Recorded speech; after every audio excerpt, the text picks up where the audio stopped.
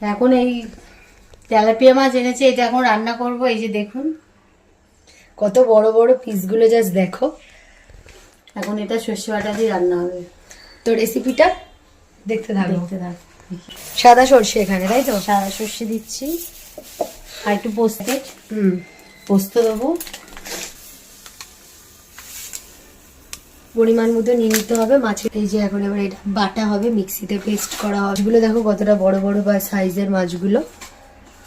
এই যে এখানে কাঁচা লঙ্কা দেওয়া হবে, ওই জন্য এখন কাঁচা লঙ্কাগুলি একটু শুকিয়ে গেছে, সেগুলি দিই।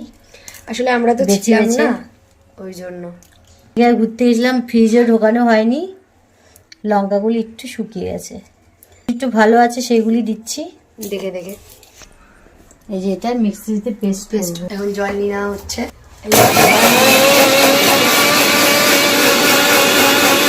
আমাদের এই যে স্টোভ ধরানো এখনো কমপ্লিট হয়ে গেছে। পারতাম, কিন্তু ভাবলাম যে এই যে ইন্ডাকশনে করে যেত, কিন্তু স্টোভটাই এখন বললাম যে তাড়াতাড়ি হয়ে যাবে, তাড়াতাড়ি করা যায়। এখনো কেন গ্যাসে আমাদেরও খুব ভয় পায়, যাতে আমার খুব ভোলা মন, তাই নাহলে ইন্ডাকশান যা আমার গ্যাস এমনি অলরেডি হয়ে যাবে।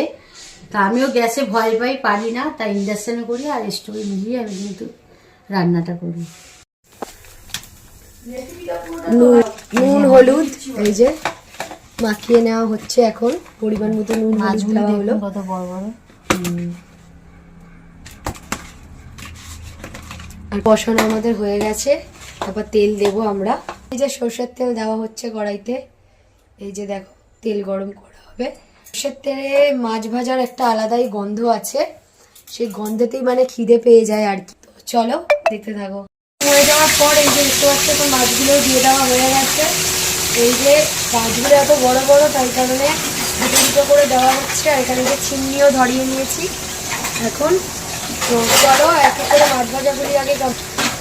এই যে আমি দুটো ভাজাবো কমপ্লিট। সর্ষে বাটা দিয়ে করবো, পোস্ত দিয়ে, সর্ষে দিয়ে, তাই মাছগুলি হালকা হালকা ভেজে তুলেছি, তাহলে একটু ভালো লাগবে। অনেকে কাঁচা করে, আমি সর্ষে বাটা দিয়ে পোস্ত দিয়ে করবো, মাখামাখি একটু হালকা করে ভেজে দিই, যাতে ভালো লাগে।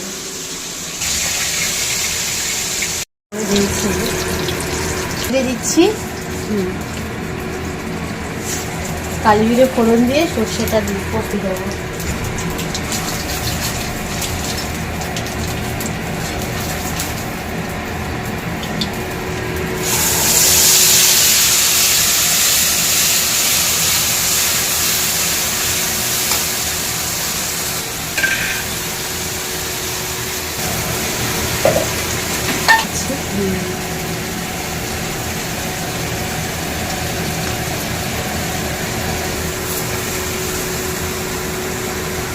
মতো নুন দেওয়া হলো। কালারটা দেখো জাস্ট এসছে সুন্দর। ভালো করে কষতে হবে একটু।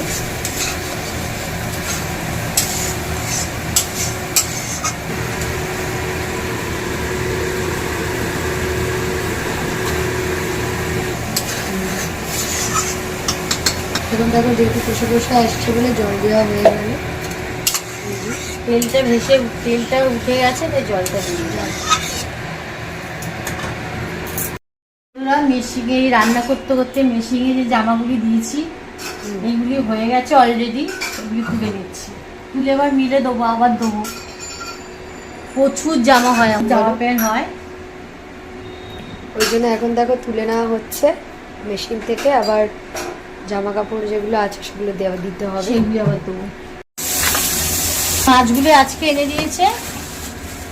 এগুলি কি মাছ আপনারা বলেন, আমি বলতে পারছি না। আমি এগুলি চিতল মাছ বলে, মাছই বলি আমরা। এই যে এই মাছগুলি, এই যে আজকে তো আর হবে না, এটা কালকে করবো, আগামীকাল। এই চিতল মাছ ফ্রিজে, তাহলে জিনিসটা ঠিক থাকবে। দেখতে পাচ্ছ মাছগুলো দিয়ে দেওয়ার পরে আর দারুণ একটা গন্ধ বেরিয়েছে, খুব সুন্দর। রেসিপিটা তোমরাও খেতে পারো এরকম করে করে বানিয়ে, খুব সহজ উপায়ে। এই ফ্রিজে ঢুকিয়ে দিচ্ছি সব মাছ, এটা কালকে হবে।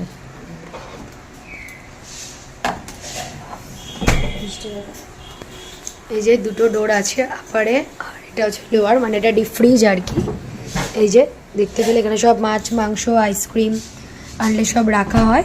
আর এটা হচ্ছে আপার ফ্রিজ, এই যে এরকম করে এটা একটা সাইড আছে, আর এই যে এটা একটা সাইড আছে। এই যে ফলগুলোও সব রাখা হয়েছে, কেন ছিলাম না বলে খাওয়া হয়নি। আর এখানে সব সবজি টবজি রাখা হয়। এই যে এখানে সব, এই যে আমাদের তেল দিলাম নামানোর আগে, টেস্ট হয় তরকারি। হ্যাঁ, ধনেপাতা কুচি দেবো, দিয়ে নামিয়ে নেবো। কমেন্ট করে জানাবেন এই যেটা কেমন হয়েছে তরকারিটা। আমাদের যদি এই রেসিপির ভিডিওটা ভালো লেগে থাকে অবশ্যই কিন্তু একটা লাইক করে দিও, ফলো করতে ভুলো না। আর অবশ্যই কিন্তু নতুন নতুন ভিডিও এখন আসবে, তো চলো কন্টিনিউ দেখতে থাকো। ভিডিও আসবে তো অবশ্যই ফলো করো আর কমেন্ট করে জানিও কেমন লাগলো। টাটা।